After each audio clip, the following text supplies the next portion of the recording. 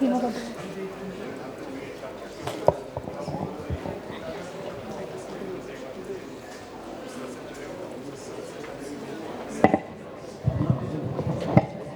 people are still taking a break from the last session, or are we going to start? So we've just already started. I think Dr. Sumit will give a keynote address. Yeah, he's there. I have him on. He's there online. Okay, people have just wandered off after the next session. I hope they will all settle down. So give them 5 to 10 minutes. Yeah, so they should come back now. I can see the moderator of the last session running away quickly. So, just taking off from what they were talking in the last one, where he said, yes, there is grant in aid for the startups. There was a mention from the venture capitalists that it's better to be private funded, because when it comes from government, it is coming with a lot of restrictions. I think even that needs to change. And the last point I'm making, pertaining to the last session, it has to be joint development. And this question that I am giving you a grant, and then I will monitor what you do, and you are a vendor, and I am the buyer, that has to change. It has to be joint development. If the government wants an indigenous space capability, if we want sovereignty in space, then we have to be a co-developer. And you're not looking at a vendor. Because you put $1 into a slot machine and it gives you a Coke, or you go, this term vendor itself is not correct in the Indian context. We tend to look upon these people as vendors. They are not vending things. You got to be invested with them, the government, the user, and the developer as a development partner, and not as a vendor. So that is just a backdrop from the last session. We have been given the floor almost half an hour late. It's never good to stand between the audience and the lunch, and we are the ones standing there, and I can already smell the curry coming out from there. It's a tough one for us. Well, I'm very grateful to SIA, to SIA for having called me here. I am Major General Bakshi, as introduced. It's a privilege for me to facilitate this interesting conversation. You heard a lot about it since the morning. It's an important frontier. It's a very critical area.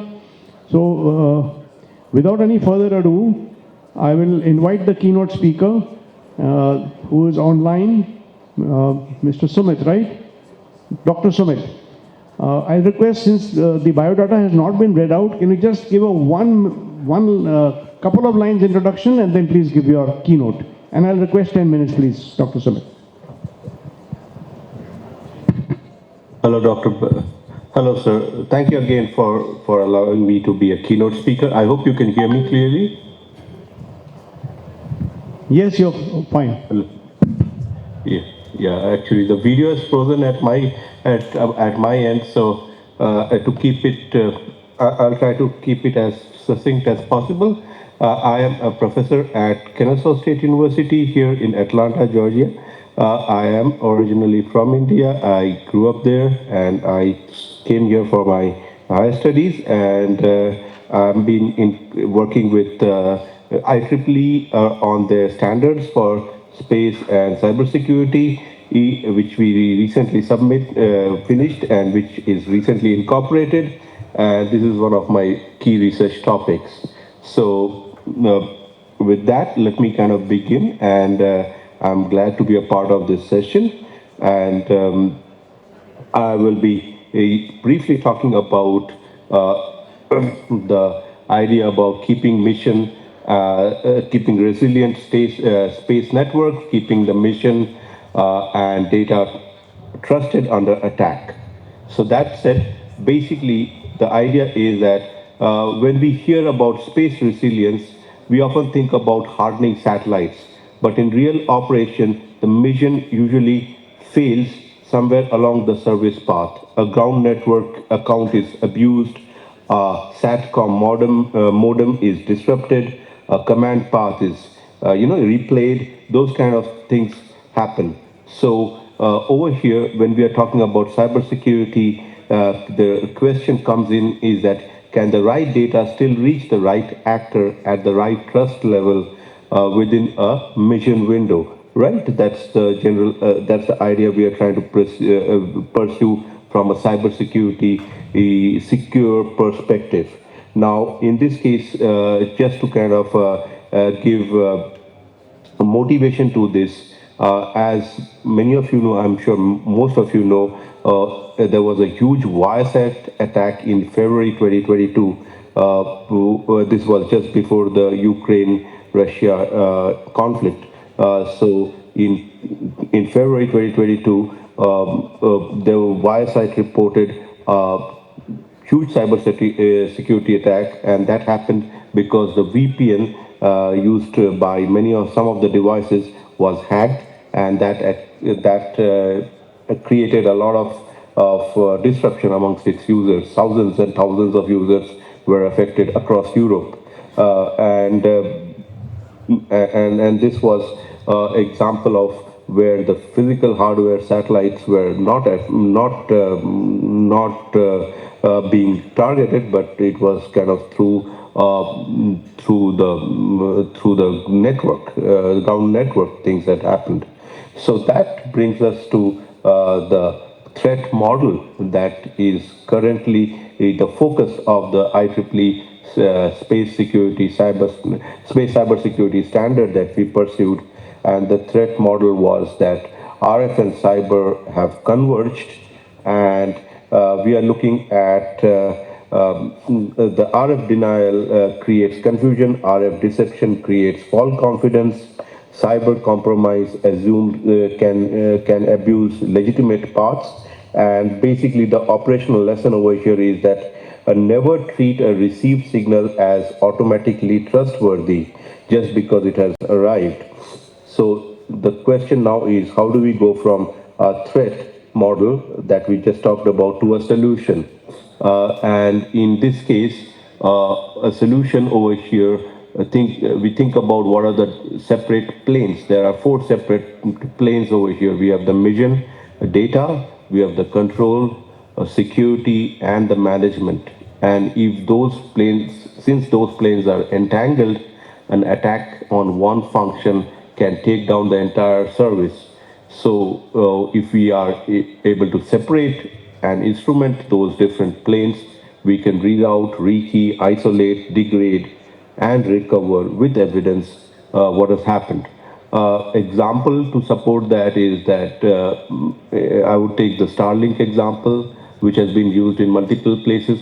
So in Starlink, the satellites are already there, but they come with, and that has been reported by US Defense and CSIS, that Starlink has demonstrated agility by deploying rapid software updates, which can separate out some of these issues, not just by having one product and a monolith hardware.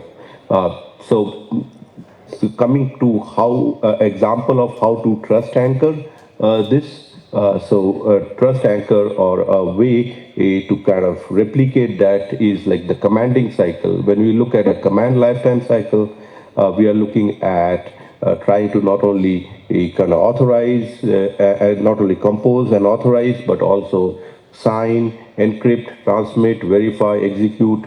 The entire trust path is kind of incorporated in a command cycle. And that's why command cycle is a very trustful anchor. And that's where this concept of zero trust comes into play, because if zero trust is saying that, it's not saying that that it's a valid route or a valid link. Zero trust is saying that these devices should not be implicitly trusted and should be granted, should not be given granted trust just based on the ownership. They should be attested, they should be kind of, verified at every stage. And that's what we try to do in our IEEE standard for cybersecurity that we have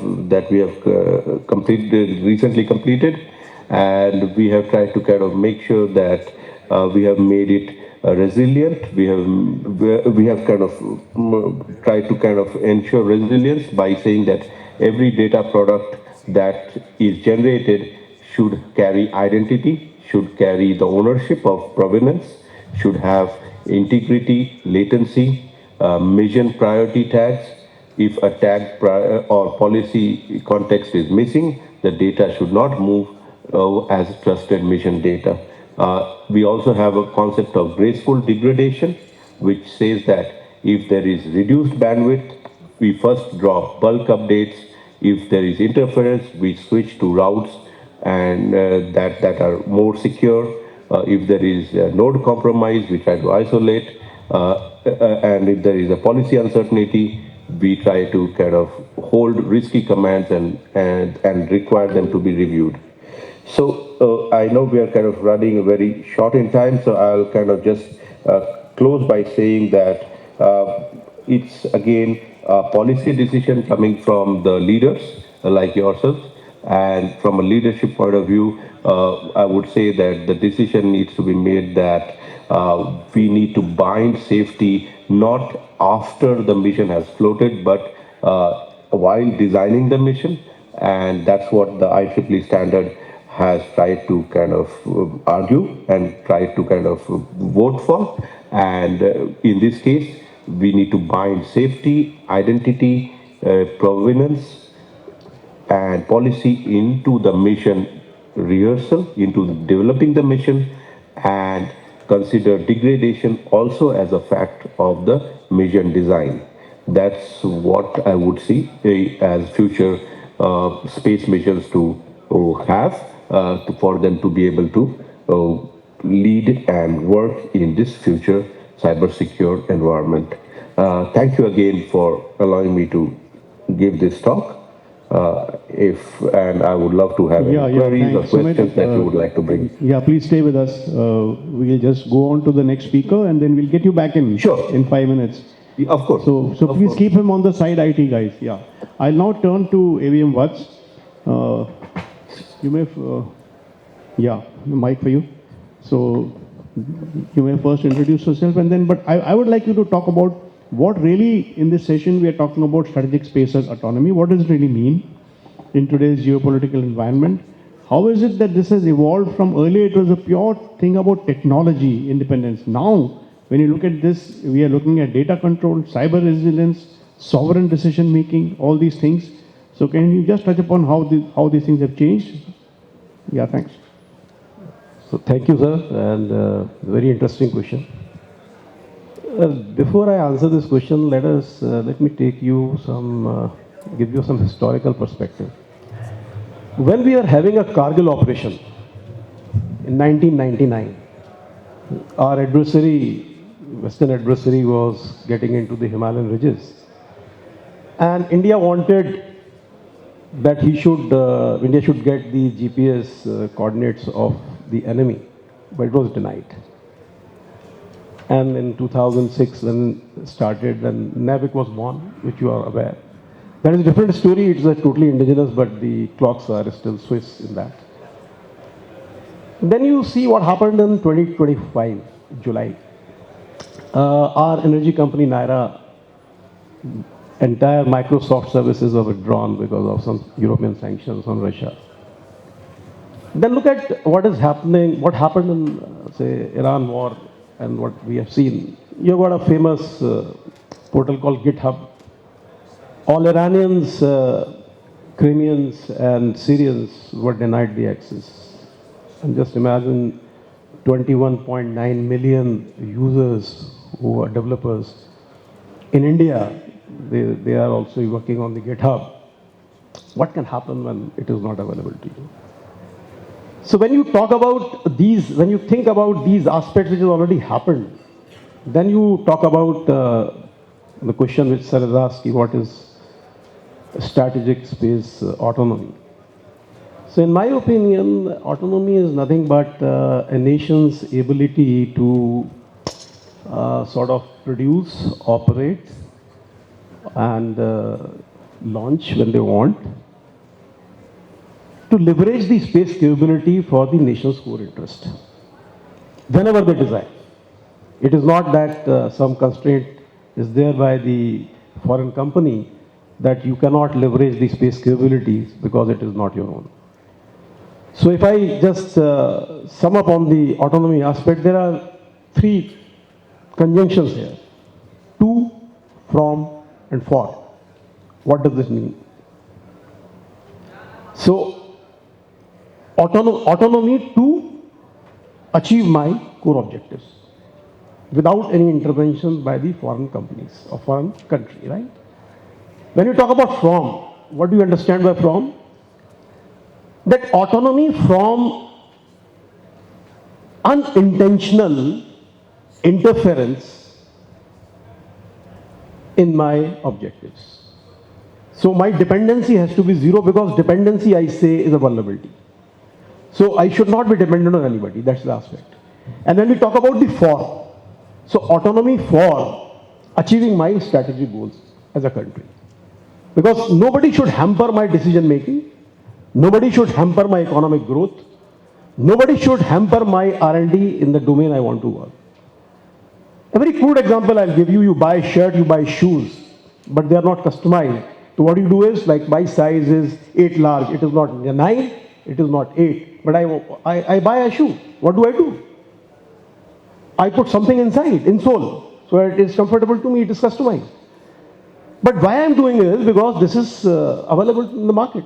But when I design and customize my own assets, which will be useful for my country, I think I'm on the part of being a strategic autonomy. When we talk about, you can take from here to the space assets. And you ask why this is changing and why this is old. If you see the history, sir, what has happened historically, people were trying to show their technological prowess in the space domain by launching their own satellites, utilizing for their own R&D or PNT or ISR or whatever you call it. But what happened in 2016, sir, when the European Union came out with their space strategy, and then supplemented by what happened in the Russia-Ukraine war, that actually has changed the entire game plan in the space domain. Why it is important to understand that aspect is, today, from space access, countries are talking about space control. And when you talk about space control, a lot of things happen. So I think I'll stop here. Thank you, sir. Yeah, thanks. I'll turn back to Sumit here. AVM Vatsa has very clearly, mentioned about what is autonomy. So he has to buy a size 9 shoe and then shove an insole into it. And then, so therefore we don't have autonomy. When is it that we have to stop, putting those insoles? So Dr. Sumit, how do you view that the approach to national space autonomy across the various nations of the world, which are the countries and the blocks which are leading? Where are the gaps which remain where you need that insole? And please focus on data sovereignty and cybersecurity while we're talking about these things. Yes, thank you again, sir. This is a very interesting question. I appreciate you asking this question. I think very, very well put again. Of course, as you ask, the US and China lead this at scale. EU emphasizes resilience and strategic autonomy. India is rapidly expanding private sector participation, I feel, which is a great thing. And again, in this case, when we are looking at space autonomy, it's again the concept that, as you already put in terms of GitHub, is like you have a full stack capability that kind of shows space autonomy, and I think that's why India is doing great, which includes launch, satellite, ground control, data and cyber security, as well as the support of industry. So this whole kind of full stack development would enable space autonomy, and I think in this case, majority of things are being done and are available from an India perspective for sure. Yeah, thanks a lot. I'll now turn to our Dr. Ashutosh from CERT-In. We are happy to have somebody here from, which is leading in this field. So without getting into the theory part, first I will ask Ashutosh, what are the key initiatives which the national CERT-In is doing to build cyber resilience across all sectors, especially in the space sector, please? Thank you, sir. So, Indian Computer Emergency Response Team CERT-India is the national nodal agency under Ministry of Electronics and IT to deal with the cyber incidents, cyber crisis, and build a resilient, the ecosystem across the sector, including the space.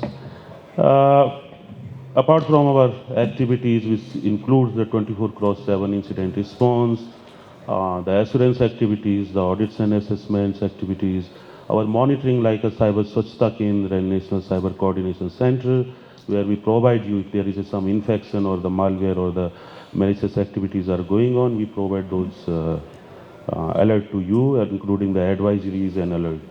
And all of this is, of course, the free for the entities. Our community is the Indian cyber community, and you as an entity just have to get onboarded by sending the few informal emails, and then at least you are aware about what is going wrong in the Indian cyberspace and how you should prepare for that.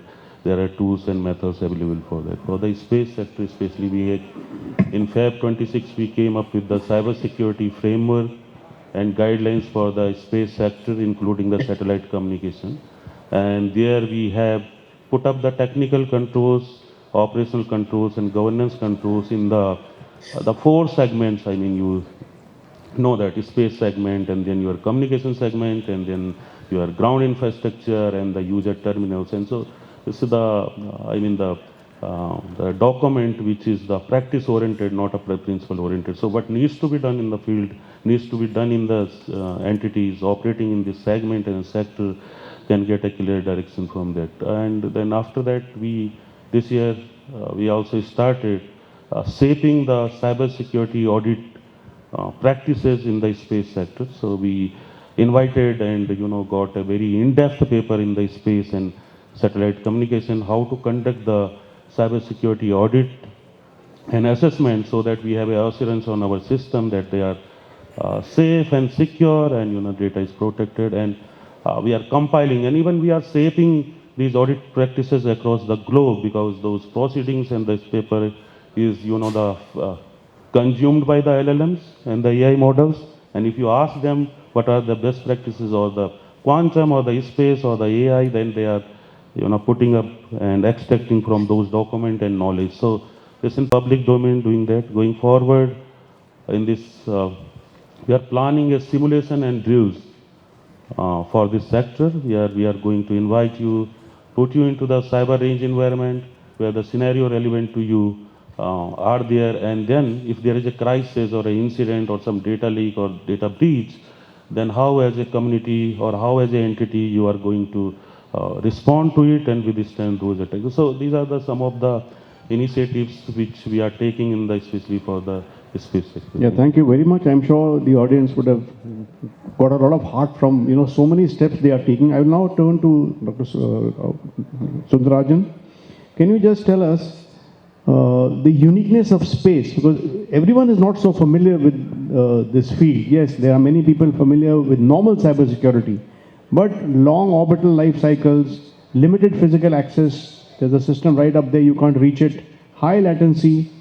How does this complicate the cybersecurity approach? And do we need some innovative methods to handle this? And any other peculiarity of space which you may like to highlight? Thank you very much for the question, sir. Thank you, SIA, for giving me this opportunity to talk about these new emerging areas. I will try to get it some kind of a story. So for decades, cybersecurity for us has been about using one mental model, which is perimeter protection. The moment we set up our firewalls, VPNs, and then network segmented, and we say we are secure. But is that really true?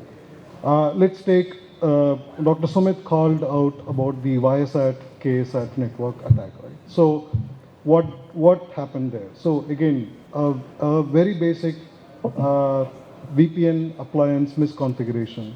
A network intrusion happened through the ground system, and subsequently getting access into the network and laterally moving into a network operations layer and issuing management level commands to thousands of satellite modems simultaneously. And at the same time, swarms of DDoS attack within the satellite network. So the adversary has basically taken advantage of this mental model, which is basically perimeter protection. So today we are with Indian space startups. We are building advanced technologies, advanced things that are needed to secure our space infrastructure. So we need to be dynamic. So startups are building software-defined satellites globally, right? So these are remotely updatable. The moment it is remotely updatable, which means that it is remotely exploitable. Companies are building quantum secure communication. So many different technologies are being built today. So from my standpoint, we need to adopt a different mental model. What does it mean? So my idea is three key areas. First is governance controls. So anything innovation has to start at the governance level. So then follows the technical controls, which has to be decided based on what the governance methodology is. And an appropriate threat analysis needs to be done for the use case, for the business that is being done, and then the controls needs to be implemented. The third part, which is, I think, even in today morning session, General Rana in the opening session had been calling out, is resilience. So every startup, every product, everything that is being designed, we need to assume that it is going to be breached and plan the recovery accordingly. So space is tough. It is not easy. It is challenging. The environment is like that. So what does innovation mean from my standpoint? Innovation does not always needs to be deep technology or high-tech thing. It can be simple things. So for me, I previously used to work with Amazon Web Services, and in Amazon we had this leadership principle called invent and simplify. So I'm using that kind of concept. So two key areas. One is invent, right? So in the invention part, today from a spacecraft or space-specific standpoint, we don't have solutions that can really do autonomous threat mitigation or response or remediation in the spacecraft. There are not large solutions at scale. So that is what I call as an invention, that we need to come up with agentic-based solutions that can really take real-time actions in terms of either detection or prevention in space. That is just one example. From a simplification standpoint, today there are global frameworks available. Like CERT-In and SIA has already published a framework or a guideline for startups to adopt cybersecurity hygiene. So and there are global frameworks such as NIST, National Institute of Standards and Technology, has published 8401 for satellite ground stations, and multiple 8270 for commercial satellite operations. So there are frameworks available. So we don't need to reinvent too many things. We need to just simply implement it from concept to operations. Closing this, I would like to, during the day 2 session, Dr. Arti Maina from UNOSA quoted, "Innovation without governance is not progress, but a risk." So it is unquote. So this is exactly applies to space cybersecurity as well. So we need to build that culture to start thinking about how do we secure space and be resilient. Yeah, thank you so much. So a lot of very interesting perspectives. As you're aware, space is still one of those frontiers of which are the global commons. So China shot down its own satellite, even we have done that. Tomorrow, can somebody shoot down your satellite? All these laws and treaties, we are in an international gray area so far as most of us know. But we have an expert here, Jishnu Sanyal. So could you tell us what kind of international norms and treaties are most urgently needed to handle these issues which have just been highlighted by the last speaker? Thank you, sir. Thank you for the question. So I'm a technology and policy lawyer. I'm gonna try to answer that question from a policy perspective. So, you see, the international treaty space, and as far as space is concerned, it's quite old. So, and it was actually framed around 1962 to 1979. The Outer Space Treaty, the Rehabilitation Frameworks, the Moon Agreement, Registration Convention, all are quite dated, and they don't account for the digital age that we have now. So what has happened is that the states individually have tried to fill in the gaps with their own attempt, like our attempt, what we are doing with CERT-In. And we have seen France's space defense strategy, which came out in 2019, UK's defense strategy, and also US's policy Directive 5, if I'm not mistaken. So, which specifically address cyber activities and malicious activities that can affect space assets. So it leads us to quite a difficult question. So, given this gap which sort of exists, how do you attribute liability to an actor, or how do you find even an actor? Because attribution of liability is something which is very important to generally space law. And there's currently no concrete framework applicable, at least internationally, which we can get inspired from. So that's an important question to ask. So without appropriate, let's say, state responsibility, you cannot attribute any specific responsibility to a particular actor who may have carried out these malicious attacks. For example, the Viasat incident that we spoke about. That's important to realize that. So I think what needs to be prioritized right now is having some sort of international framework. I say this even though international frameworks in the recent times are not as effective as they used to be. But still, something which countries can follow and implement at a national level as possible. Something which starts with identifying what are the cyber incidents that can affect your space assets, and how do you attribute responsibility in case of such incidents that might affect satellites, your ground systems, and any space assets that you have. So as you heard from him, yeah, can you hear me, please? Check. Yeah, can you hear me? So as you heard from him, there's not a very great, robust international regulation on this space. So if you think there is some international agency which will step in when you are in trouble, sorry. And as he said, we don't even have an inspiration from any other, such treaty. So let me tell you, the global oceans are also a global commons. So the oceans, like, for example, the Strait of Hormuz, which was closed recently, a certain part of it is territorial waters of Iran, but certain part of it was international waterway, is not supposed to be closed. And both USA and Iran were closing it, so forget that, that has happened just now.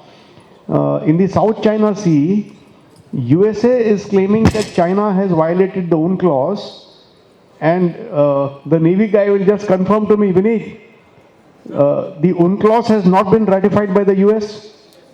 So, now USA is protesting that China is violating the United Nations Convention on the Laws of the Sea in the South China Sea, whereas USA itself is not a signatory to that clause. So we are looking at a massive chaos in the oceans where some kind of rules exist, and whereas in space we don't even have the rules. So if anyone is, again I'm saying, if anyone is thinking that some international person will come to help you, any international treaty coming to your rescue, sorry, you better be more self-sufficient. I'll now turn to AVM Vatsa again. So, what do you think are the biggest challenges in managing and securing this huge amount of data which is coming down from the satellites, sensors, space missions? How does a nation actually, ensure data sovereignty? And will it, going for data sovereignty, will you lose out on operational efficiency? Will you be in violation of international conventions? Will you lose international corporations? How will we handle this? Khana bhi khana hai. Also, what you have brought out is the data which is coming from the satellites, sensors, and what we have seen in recent, like last decade, the constellation of satellites, the number is increasing. They say there were 5,000, now they say 15,000, and the capacity of launching satellites increasing. So if I say it's a V cube, what do you understand by V cube? It's a velocity, it's a volume, it's a variety of data. So now we have to understand when this kind of data is coming to you, are you supposed to store this data in a manner you want to store it, how you want to handle it, because at times alert fatigue will be there for the people. Are you supposed to, keep every part of data secure inside your country? This is a question. Well, you have to decide what data you want to secure, which should remain in the sovereign in your country, and what kind of data you want to give access to the other players. This is very important, otherwise it's very difficult because data control and data sovereignty is to be decided on this own. And what I see in 25, 26, a lot of data is coming back from the cloud to the countries because what we are seeing in the war which are going on. So people want to keep the data which is required for their nation to achieve their core strategic objective inside their own sovereign territory. However, having said that, they do allow certain aspect of this access to those people who need that data, but entire data is not given for the access. I think this is one of the most important aspects. Okay, we are left with only 5 minutes. So I'll not go into the second round of questions. I'll request each one of you to give one last thought and one recommendation. Start with Dr. Sumit from Atlanta. As has already been discussed, this was a wonderful discussion. So basically, as I mentioned in the keynote, is that the clear challenge I feel is that we have to design a space resilient and traceable mission behavior, identify failure modes, and define data flow that must survive under duress, under issues that may happen, whether it might be just a degradation of service or disruption. So I hope that leaders can take this into note. Thank you so much for that. Thank you. I'll turn to AVM Vatsa. So we must create a sovereign space acceleration fund, which works on three pillars on the data control, sovereign objective, and cyber resilience. Wonderful. Thank you. India has a very audacious 2047 mission for space, want to be the most impactful space power in the world. So in order for that, sovereignty and security is extremely essential. And my only key recommendation is each and every startup needs to own up security, build it from day one at the mission architecture, and focus on being resilient. Resiliency is the core keyword for our nation. Jishnu. I think what I'll say here is, look, data governance, cybersecurity, and as well as sovereign capability need not compete with each other. They can actually work together. So we should look at these as three reinforcing pillars, which sort of helps our build an ecosystem which is autonomous and at the same time resilient. Great. Ashutosh from CERT-In. So recommendation is that we must keep a watch on the frontier AI models. It's totally reshaping how the cybersecurity is done in the other model is still, the sector is catching up on the cybersecurity, then the time to from the detection of vulnerabilities, exploitation is under 10 hours. So that is the volume. Another thing is that the technology stack, we must know what the ingredients are there. Otherwise, it's very difficult to know, detect, and counter those issues in your the products you are using. Yeah, thank you so much. Actually, we had talk about the frontier AI models in the next round. The next round got curtailed because we got 20 minutes late to start with. But can we get one or two questions? Okay, the lady gets priority and then Mr. Karwal. We may not answer the question for shortage of time, but do ask it. So, good afternoon. My question is about, there has been a lot of noise about Google Earth, it's Earth observation, specifically along the border areas and recent Pulwama attack. So from the international law perspective or policies and interventions, so are there any measures being put, for the global satellite operators or such platforms that have a free access to global territories or global Earth assets? Okay, I got the question. Please pass the mic to Mr. Karwal. One of you will take that. Okay. So thank you for the great panel. I had one question. Yesterday there was an article that the government of India has declined a large satellite Elon Musk company which communicates link to link, right? It has a clear data protection rule which says that the data information needs to connect to a ground network within India and then relays it across. So my question is actually to Admiral Vatsa, because he specializes in the data area. If he would like to answer it and the context as to why the Indian government took that decision. From a money perspective, I think the links, it should be a fair game. The links should be talking to each other. It is far more value added. Okay, I think we got it.